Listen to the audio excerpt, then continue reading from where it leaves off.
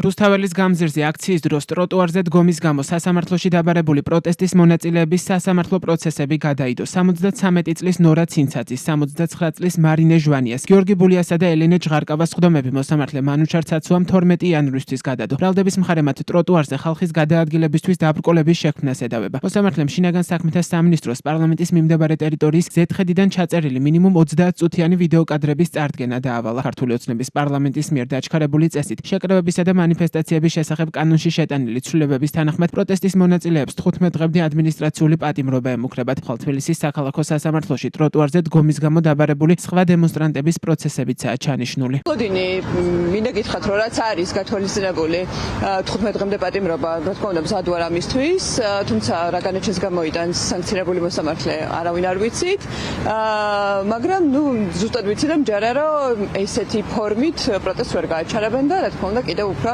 ესე ვთქვათ მეტ ადამიანს მოუნდება რომ იყოს მეტად სოლიდარული, მხარი დაგუჭიროს და გამოვიდეს და გააპროტესტოს ის, რასაც ჩვენ ვაპროტესტებთ უკვე 399 დღეა. ტროტუარზე დგომის გამო დღეს სასამართლოში დაბარებული 24 წლის ანი ახმეტელის პროცესი მოსამართლეს ზვიად ცეკვავამ 9 იანვრისთვის გადადო. ბრალდების მხარე ამტკიცებს, რომ ახმეტელმა 17 დეკემბერს პარლამენტის მიმდებარე ტროტუარზე ხალხის გადაადგილებას დაბრკოლება შეუქმნა. ოცნების შინაგან საქმეთა სამინისტროს წარმომადგენლების თქმით, 17 დეკემბრის მდგომარეობით შინაგან საქმეთა სამინისტროში წარდგენილ არც ერთ განცხადებაზე უწყებას თანხმობა არ გაუწია. მათივე თქმით, აქციის მონაწილეები პოლიციელების მოთხოვნას ტროტუარი გაეთავისუფლებინათ არ დაემორჩილნენ. სხდომაზე ანი ახმეტელის ადვოკატებმა თქვეს, რომ კანონი, რომლის საფუძველზეც დემონსტრანტები სასამართლოში დაიბარეს, არაკონსტიტუციურია. მათ შუამდგომლობაც დააყენეს და მოსამართლეს საქმის განხილვის შეჩერებისა და საკონსტიტუციო სასამართლოს მიმართვისკენ მოუწოდეს. თავს დამნაშავედ ხომ არ ვთვლი და არ ვთვლი საერთოდ, იმიტომ რომ ეს არის ცინიკური ამბავი, ცინიკური კანონი და ჩემი აზრით, რას ემსახურება ეს კანონი ძალიან